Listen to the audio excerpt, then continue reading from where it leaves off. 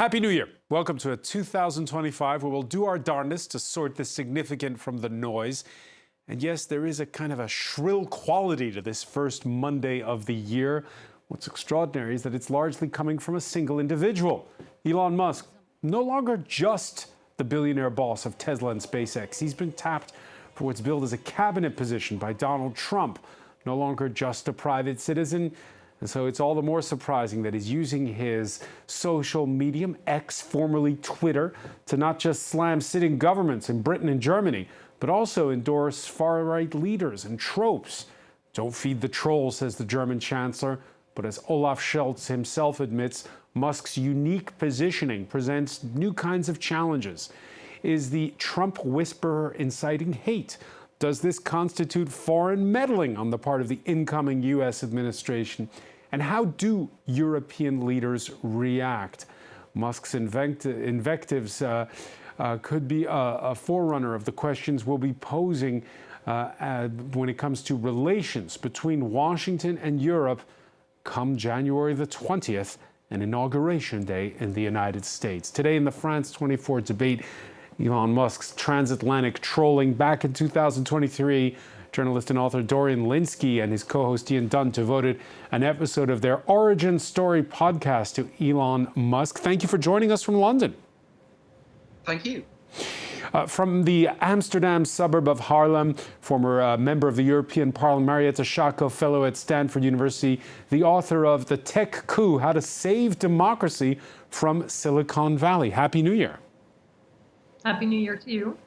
And from Mexico City, Felix Carter, senior fellow at Germany's Mercator Foundation think tank. Welcome to the show. Thank you very much. And with us as well, tech diplomacy consultant Jérôme Barbier. You're furiously working on a AI global summit that's due to be take place here in the French capital. Thanks for being with us. Nice being here. If your New Year's resolution is to take more time to digest the news at your leisure, we have just the trick. Why not download the show, this wherever podcasts are streamed? Yeah, Elon Musk really doesn't like Britain's prime minister, it seems, as he cheerleads for the causes of jailed far-right extremist known as Tommy Robinson, the boss of the social medium formerly known as Twitter, now calling Keir Starmer, quote, despicable. Emerald Maxwell has more. For months, the attacks from Elon Musk on the UK government have come thick and fast.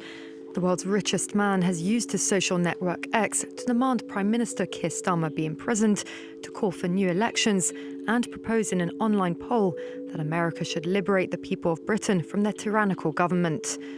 Recently, Musk has focused on child sex abuse, accusing Starmer of failing to bring perpetrators of South Asian origin to justice when he was Britain's top prosecutor, in a series of cases that rocked the country between 1997 and 2013. On Monday, Starmer finally responded. A line has been crossed. I enjoy the cut and thrust of politics, the robust debate that we must have. But that's got to be based on facts and truth, not on lies. But Starmer is not Elon Musk's only focus in Britain. On Sunday, he made a public U-turn on Nigel Farage, saying he should quit as leader of the anti-immigration Reform UK party. Only last month, Farage said that Musk was considering making a multi-million-dollar donation to his party, but the two men appear to have fallen out over Tommy Robinson, one of Britain's best-known far-right agitators. In London, Musk's meddling in the country's politics is proving unpopular. There's an outside body who's got private interests that we don't understand and we don't know. I'd rather he'd stayed out of politics, personally. He's drifted into German politics as well, so you have to ask why. Elon Musk has also been stirring up trouble in other parts of Europe, endorsing the far-right AfD party in Germany ahead of snap elections there. The crucial point is that Mr. Musk has supported some right-wing extremist parties. And as you can see, is not only acting this way in this country. Musk has also waded in on domestic affairs in Italy, where he's a close supporter of Giorgia Meloni. On Monday, France's Emmanuel Macron accused him of supporting a new reactionary international movement. A new reactionary international movement. Dorian Lynskey, Why is he always weighing in on British politics? Well, one theory, which a colleague of mine, Marie Lecon, says that he doesn't sleep and he tweets too much. And basically, when America goes to sleep, he turns his attention to Europe. And so he's become obsessed with Britain, he's obsessed with Germany, and he's convinced himself that he is going to be the super connector of an international right-wing network. And we saw that last summer during those riots that took place in August. He's even weighing in on the leader of the far right, Nigel Farage, not being far right enough. Well, I mean, I think he's the crowning example of self-radicalization, online self-radicalization. This happened through the platform that he owns and that he is addicted to. And he just started following more and more extreme people and appears to have no filter. So he becomes obsessed with someone like Tommy Robinson.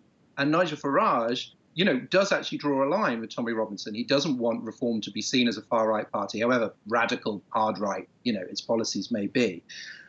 Musk just wades in. He went from a self-described centrist to a Republican, and now is very, very, very far to the right. And I don't really see him stopping. I don't know where this ends, this radicalization mixed with tremendous narcissism. Yeah, you talk about self-radicalization in that, again, that podcast episode was in July of 2023, and back then you were concerned about a rightward lurch. When you think about it now, it seems like a million years ago. I mean, we just recorded a follow-up episode just before Christmas, and I already worry that it's a bit out of date because he keeps on going. I mean, it all began during lockdown. The key things was that he resented lockdown, closing Tesla factories. He turned against Joe Biden. He started picking up on conspiracy theories. Also, one of his children transitioned, and he blamed what he calls the woke mind virus, communist brainwashing. So these different factors came into play to turn him to the right, which is not that unusual. What I think is unusual is the fact that there is a suggestion of mental instability here and an inability to stop and to see how this is affecting his reputation, how this may be affecting his business. There is no impulse control. And some people have always said that was kind of one of his great strengths, is what enabled him to achieve what he did with Tesla and SpaceX, to not take no for an answer. But I think you're really testing the limits of that theory. Not take no for an answer. Marietta Shaka, we're doing a bit of pop psychology here. Perhaps we should be careful how we tread. But is it symptomatic of what happens in Silicon Valley, or is he just an outlier? Well, besides the whole ego and character question, I think we must look at his strategic interests. Elon Musk runs a business empire. He is now a very close advisor to the US president. And so we must also consider what he says in his commentary and support for various European politicians on the far right and fascist side of the spectrum as being condoned by the next US president. So we have both his business interests and the political power, and of course the platform that he runs, but also is a big voice on, and where we lack transparency into knowing what different algorithmic settings imply for the reach of his and other supportive voices on that platform. And so I think it's important, besides the political pushback that we've started to hear now from President Macron and the likes, that I think is very important, it's essential that we also look at whether there are legal guardrails that he has now crossed, and whether there should be implications of this kind of behavior, the combination of his business interests, his political interests, and the consequences for European democratic processes and news gathering. Has he broken the law? It's not for me to say. We have a new law, the Digital Services Act in Europe, where systemic risk to democracy is actually a violation. So I think it would be merited that there's an inquiry. We've seen the European Commission stepping up when in Romania, TikTok seemed to be used as a platform for manipulation of voters. The new law also makes sure that there can be more transparency, and that is really what is lacking. So we just don't know. We don't have the ability to do enough independent research of how various algorithmic settings impact the reach of various voices on X, and whether he, for example, is preferring himself and other like-minded voices in ways that are unacceptable. So I would say that legal process, the enforcement of the Digital Services Act, should run its course. But it is important that on the EU level also, the European Commission steps up and looks at whether what Elon Musk is doing is within or outside of the boundaries of the law. Ask the rest of the panel what the EU should do or not. But Marietta, just one thing, you talked there about his business interests. And yeah, for sure, we know, we've talked about this before, how outrage is great for business if you run a social medium. Is it great for business if you run an electric car company or a satellite company? Well, if your interest is to not be regulated, to have as few rules as possible to deal with, then the EU is a menace to you. And so in that sense, a weaker EU, a fragmented EU, a more nationalist EU is in Elon Musk's interest. So whether or not he's a nationalist in his heart, which he may well be, or whether or not it's an entirely tactical move for him to position himself with Donald Trump and other nationalists, hoping, as it looks like in Italy now, that he will get deals for his businesses like Starlink in return for the so-called friendships. He's doing what he's doing, and we should really look at what the actual interests are. I'm a little bit sad that there are so many Americans that are looking to Donald Trump, hoping that their middle class or lower middle class situations will improve economically, for example, and that it's in fact billionaires that seem to be profiting the most at the expense of ordinary people. And I don't want to see a repetition of that in the EU as well. Yeah, it's in an interview with German magazine Stern that the incumbent Chancellor Olaf Schultz quipped not to feed the troll. This as Musk gets set to host later this week on Thursday a live stream with the co-leader of Germany's far-right AfD party, Alice Weidel. She's the lead candidate for that party in next month's snap general election. Schultz acknowledging that there is a precedent here that's being set. As Social Democrats, we've been used to rich media entrepreneurs disagreeing with the Social Democratic Party ever since the 19th century. This is nothing new. What is certainly new is the fact that it is a global media entrepreneur. What is certainly new is the fact that with algorithms, it is not certain how opinion is formed, which is organized by the structures of these systems. That is an issue, but not the decisive one. The decisive factor is that Mr. Musk has supported a party that is partly right-wing extremist. So two parts to that statement there, Felix Carter.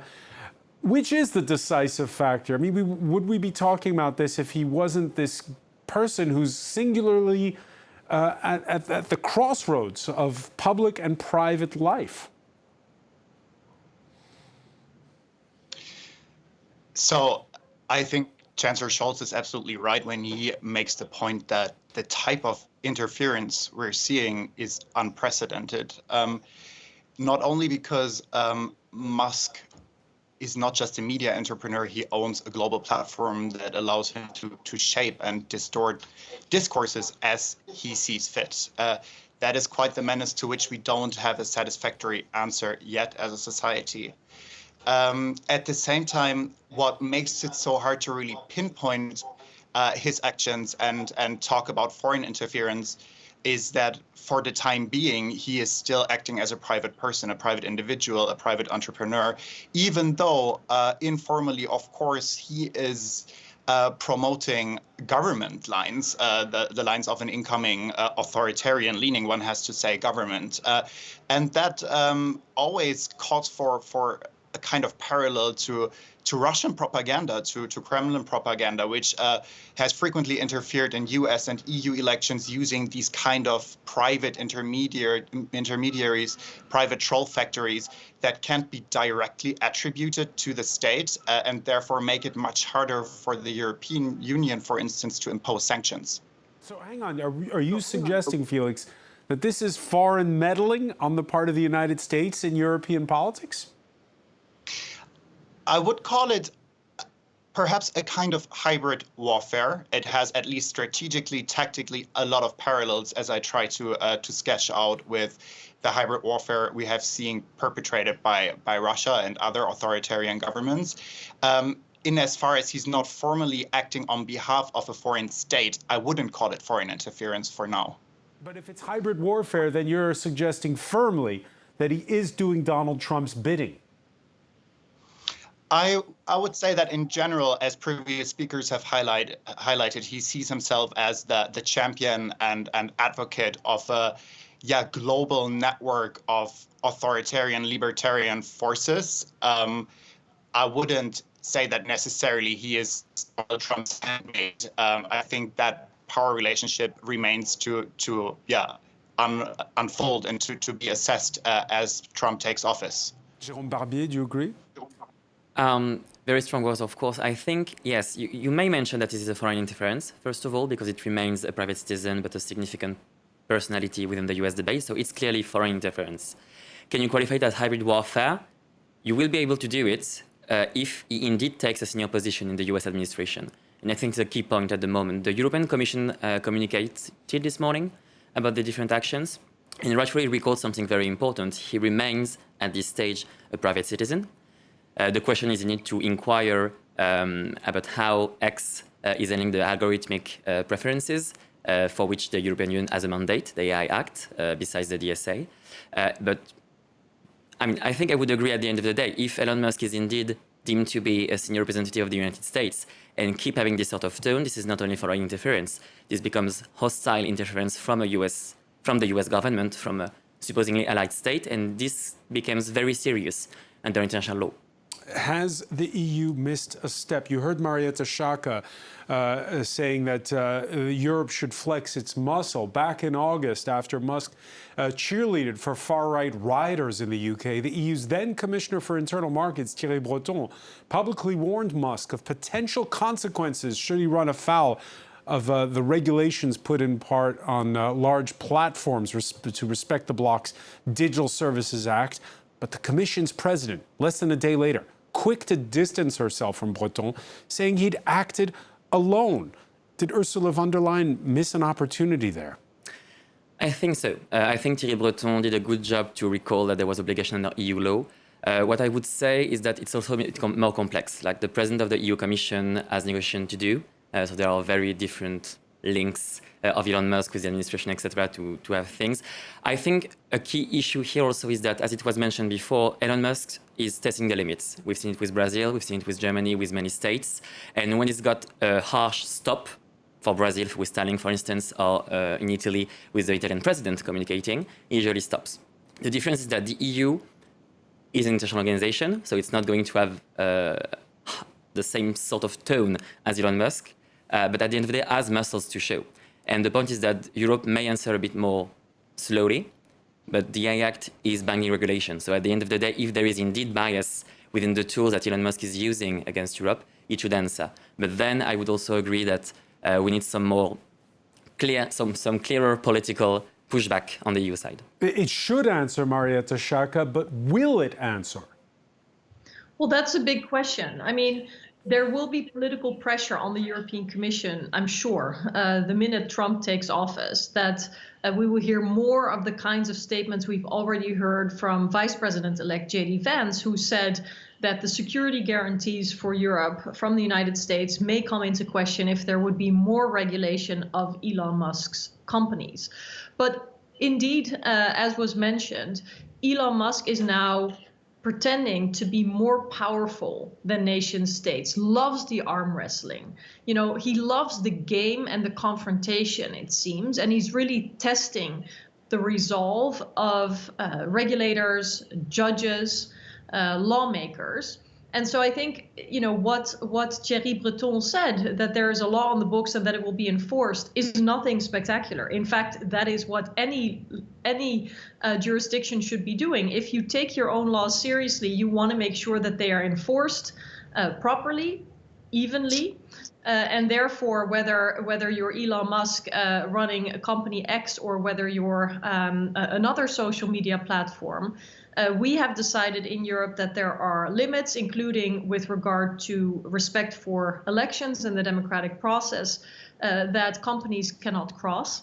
And so I think it is absolutely to be expected that the European Commission also holds Elon Musk to account, whether it's his behavior as a private citizen, as people have mentioned, whether it is his leadership of a significant social media platform, whether it is his interests with Starlink, such as related to Ukraine, whether it is Neuralink and all the neurotech he's developing, or Tesla and the cars and the resources that he needs. As you can tell, it is a conglomerate of relevant businesses that are very strategic, and where it is not difficult to guess what motives he might have to be close to the US president, and how being close to him, having a deregulatory agenda, can serve Elon Musk's businesses.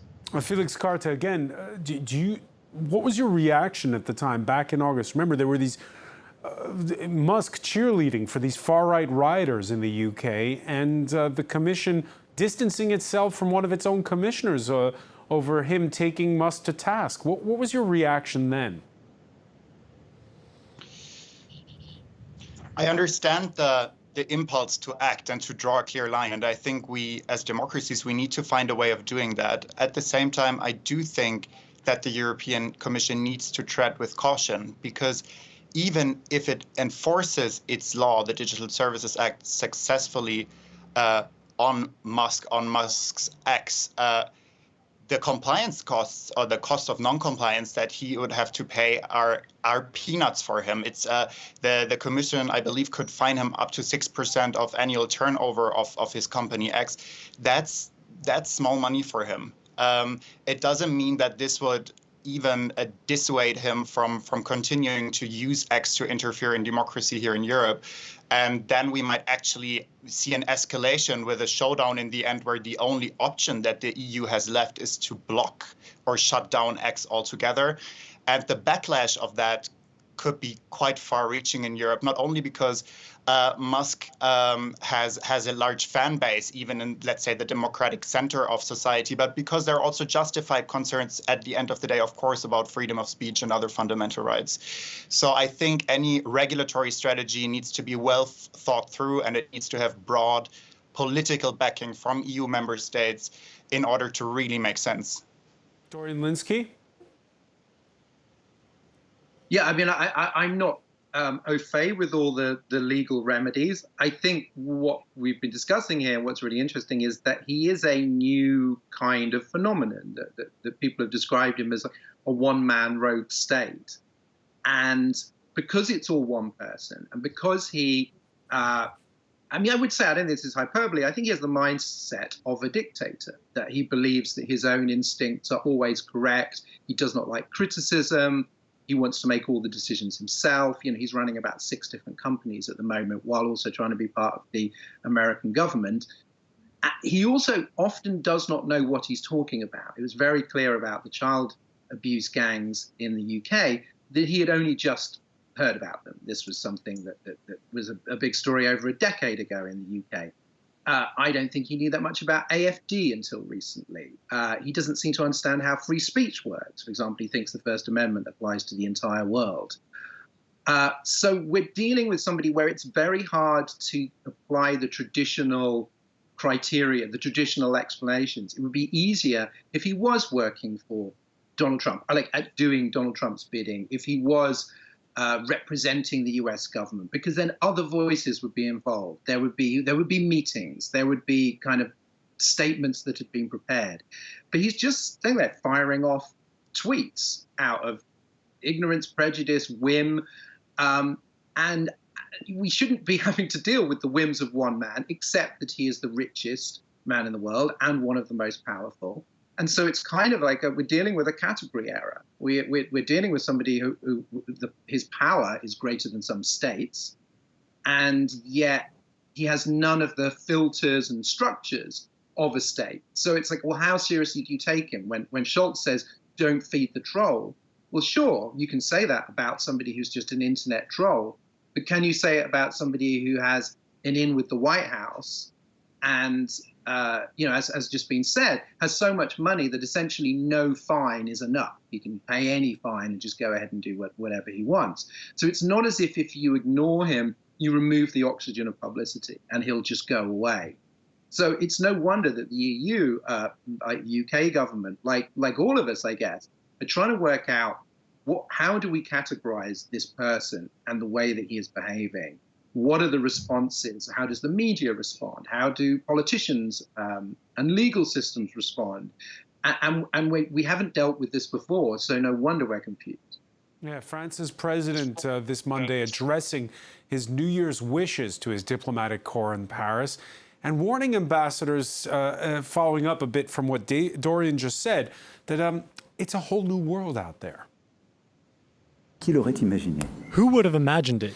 10 years ago, if we had been told that the owner of one of the world's biggest social networks would support a new reactionary international and intervene directly in elections, including in Germany, who would have imagined it?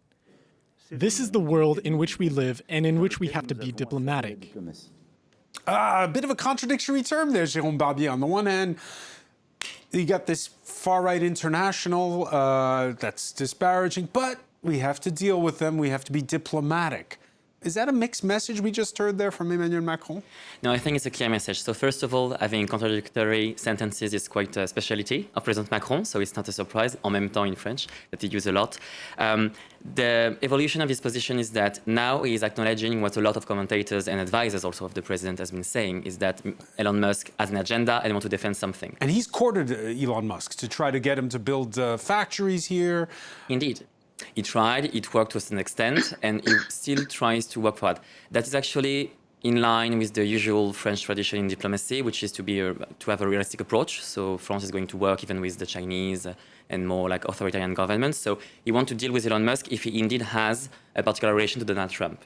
The point is that there is a limit where it can go. And at the end of the day, maybe on a more positive note, after everything we said, there is also a possibility that he is at the moment enjoying it, Elon Musk, because he is in his golden era. Starting after the inauguration day, either he takes a position in the US administration, and there, even legally speaking in US law, he will not be able to steer and conduct his own companies. He can't do that at the same time as he's in the administration. So he will have a lot of limitation when he takes office. And if he doesn't take office, his influence disappears in part. So there is also something for that. I see that Mario Teixeira disagrees. Yeah, no, I think that his role as now being the designate leader of this Department of Government Efficiency under Trump, without taking official position, is deliberate, because it would exactly allow him to keep control over his companies, to always say, oh no, but I'm not acting in formal capacity, while of course people will act on what he says. So I think the rules that previous speakers have mentioned of checks and balances and, talking points that have been vetted and balanced out between different government officials do not apply under Trump. It will be a completely different US government.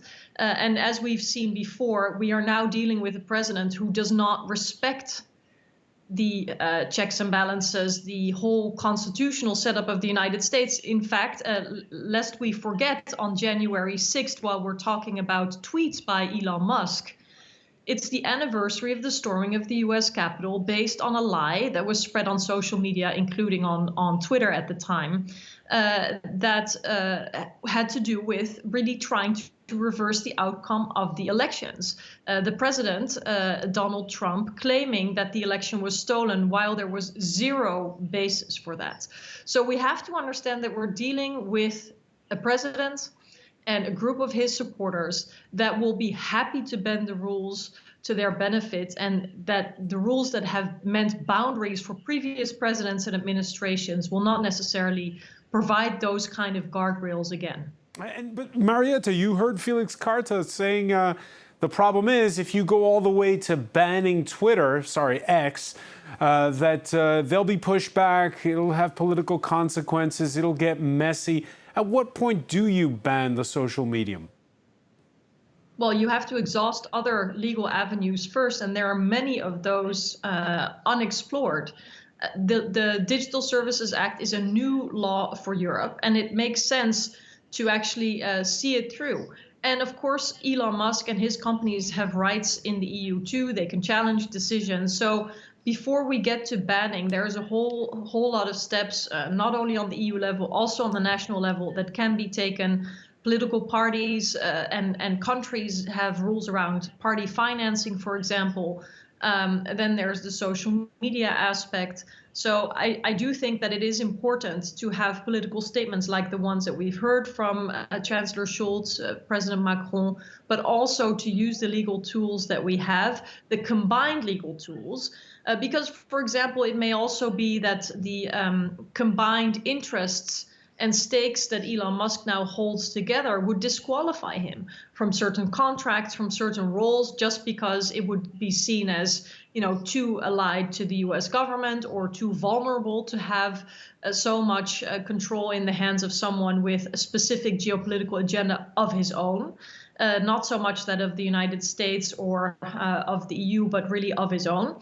And so I think there are many steps, legal, but also through other pathways that can actually impact Elon Musk, even if he has a lot of money, in his reputation, in the opportunities that he has, licenses that he might get, for example, scrutiny over his various companies, where the EU can and should make sure that it does what it can to apply the law, as it should in other cases. But now we are really seeing a confrontation that is unprecedented and that needs to be dealt with immediately.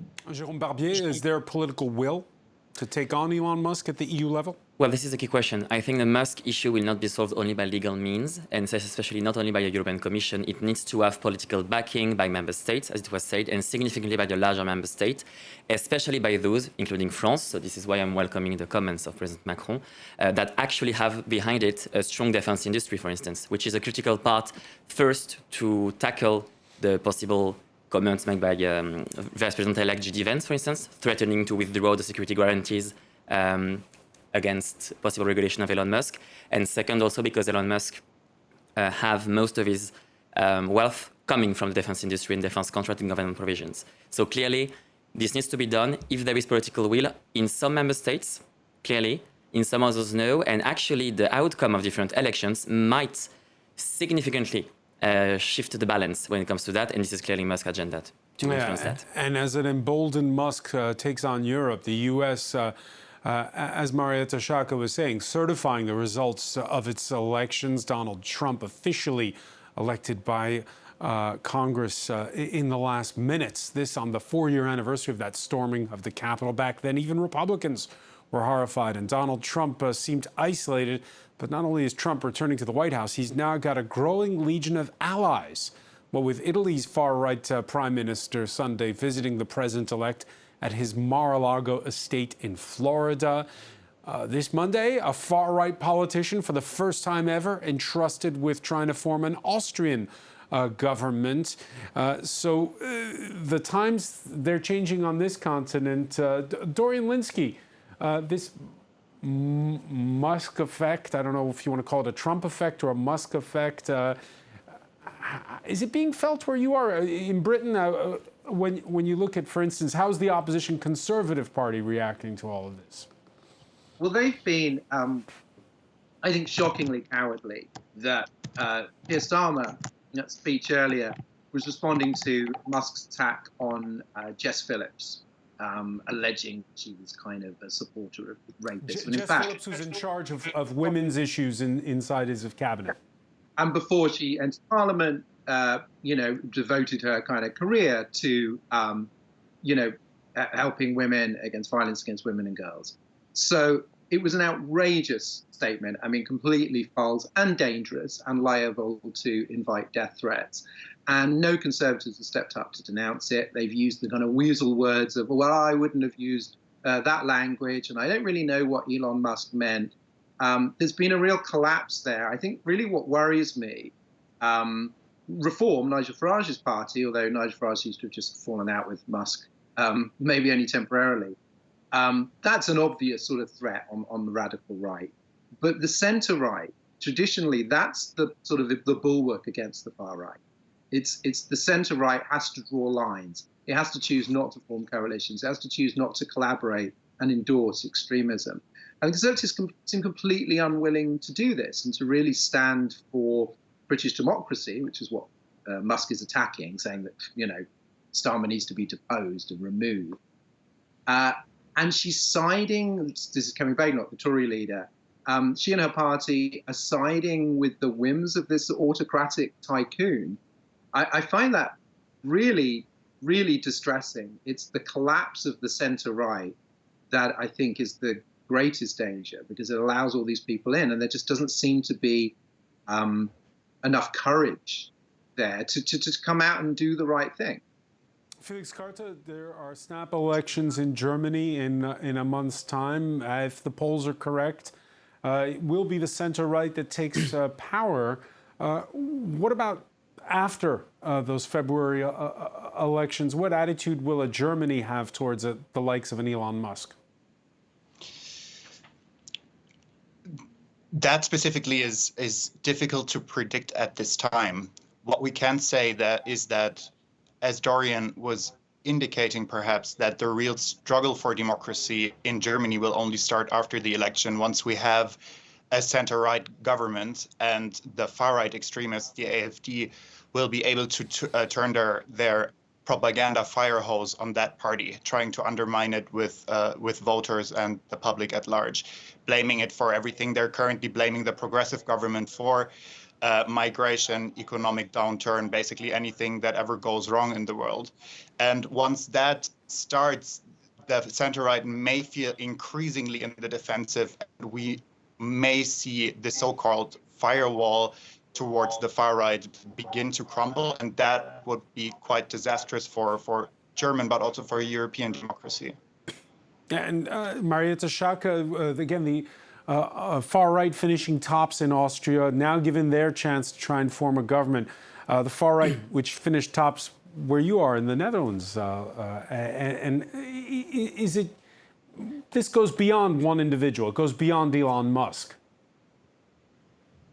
Yes, it does. And it's absolutely right that the centrist conservative parties, I mean, when I was just listening to the words about the Conservative Party in the UK that has lacked the courage to speak out against the attacks on the Starmer government, I was just recalling that the Republican Party used to be a centrist conservative party. And look where they are now. No one stood up to those radical elements, or the very few that did were sort of, ousted, and many didn't only remain silent, but they actually went along with it for apparent, opportunistic reasons or whatnot. So I think we really have a problem when it comes to who is willing to compromise core democratic values for power with the support of these far-right parties. We see it in the Netherlands now, as you mentioned. Yeah. How much of that radicalization is down to the medium? If you run a campaign on social media, does it incite to more radicalization? Well, not necessarily. It all depends, of course. But the fact of the matter is that social media have dramatically changed the curation of information in our democracies, and we do not have the transparency and accountability that would be balancing out this incredible power that these private companies have over deciding on what it is we have access to, with what priorities, as part of a democracy where access to news, access to facts, having a fair debate where different voices can be heard, representation, are all related to the curation of our information. And the fact that that has been outsourced to under-accountable private companies from the United States, largely in the EU, is an unsustainable situation for our democracies. And in fact, it actually threatens our democracy. And we see that unfolding every day. And it is important that we do not only look at measures from an economic perspective or a national security perspective, but that we are courageous and bold enough to be willing to defend our rule of law. Jérôme Barbier, is France ready? Is Europe ready for January 20th? in that regards? I think we mostly are. So maybe not all member states in the EU, but I think the European Commission and France significantly have learned from the previous Trump administration. So Ursula von der Leyen and President Macron. Because you heard Giorgia Meloni, and Marietta mentioned it earlier. She's talking about, well, actually, it was the press is reporting that Italy's defense ministry is getting ready to sign a big deal with Elon Musk. Which may not come as a surprise. I mean, Elon Musk company have been significant defense partners of many European countries. So, of course, we'll have that. When it comes to Italy, there is a natural alignment between Elon Musk and Giorgia Meloni's agenda. So it's not a surprise. But I think the Commission in itself and a significant amount of member states in the EU are quite ready for it. And at some point, even for Italy, it will become unsustainable. But I think it's also a key point, even in terms of handling this matter, in terms of political strategy, of course, not talking about the values behind that, etc. But we emphasize a lot that this is a sort of like international alignment and movement within the far right, which is true, and it is that. I think the key point to bring in Europe, and for instance, to far right government in Italy and now Austria, is that it's above that foreign interference. And it can be very harmful for anyone, even in the far right, when you get actually access to the government. And I think, maybe I'm a bit too optimistic here, but I hope that even Giorgia Meloni will understand that. But when it comes to France, when it comes to Germany, even though they are facing election now, and when it comes to the Commission, I think they are not naive anymore.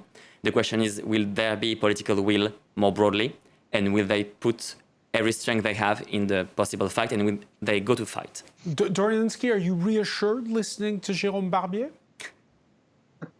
Well, I try and be optimistic. I mean, I suppose my main source of optimism regarding Elon Musk is that it seems untenable that you know, his multiple tweets, dozens of tweets a day at all hours. I'm not sure when he sleeps. He is a loose cannon, will be a loose cannon in the Trump White House. I don't know how long he'll be able to continue to work with Trump. And there's just something kind of, and I want to avoid armchair psychology, but there's something very manic about his behavior. And it just reminds me of like one of his, you know, SpaceX rockets, and it's just going up and it's going faster and faster. And like the way you talked about it in your podcast, it made it sound like Revenge of the Nerds. He was bullied as a child, but isn't he over all of that? I mean, he's got all the money, he's got all the fame, he's got all the glory. I mean, he's over nothing. There's a very sympathetic biography by Walter Isaacson who says, like, look, he wants to own the playground. He wants to be king of the playground like he wasn't at school. One of his ex-partners says, oh, he's never stopped playing the computer games he played as a kid. Now he sees the world as a game. There is a fundamental immaturity, a sense almost that reality is not quite real, that it's science fiction, that it's a game, that he is a character. I mean, there's so much strangeness to delve into with him. And I just don't see how he sustains this. Whatever he is doing now, I don't see how this keeps going on month after month, year after year. I think there's going to be more stability from Donald Trump, to be honest, which is an astonishing thing to say. Felix Carter, are we talking about an outlier here, a one-time phenomenon? So I'm a bit cautious about calling Musk a loose cannon because I do think there is a clear strategy. I do think that what he's doing can be, as I said in the beginning, likened to the information warfare tactics of authoritarian states, where he's basically using his platform, his personality cult, and his overall clout to subvert our media ecosystems and to normalize a more authoritarian reality.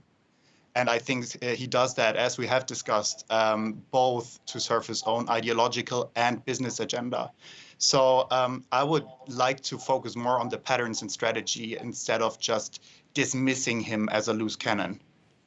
We'll have to leave it there, unfortunately. Felix Carter, I want to thank you so much for joining us, as well as Marietta Sciacca, Dorian Linsky, Jérôme Barbier. Thank you for being with us here in the France 24 debate.